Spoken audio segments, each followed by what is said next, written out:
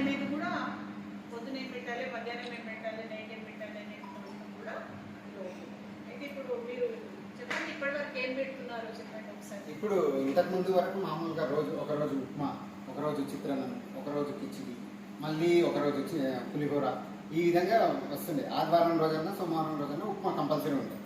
ఉప్మాకు chutney. Daily evening మాత్రము మొన్నటి నుంచి రోజు ఒక గుడ్డు పండు రోజు. ఆదివారం రోజు మధ్యాహ్నం పూట చికెన్ ఉంటుంది.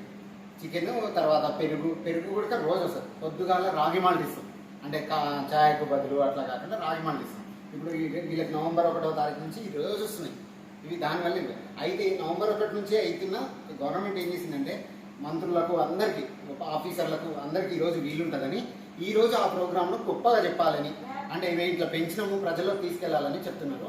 అట్లా ఒక్కొక్క హాస్టల్కి ఒక్కొక్క ఆఫీసర్ని, మన ఆఫీసర్కు ముఖ్య అతిథిగా మన డిప్యూటీ కలెక్టర్ గారు వచ్చిందనమాట.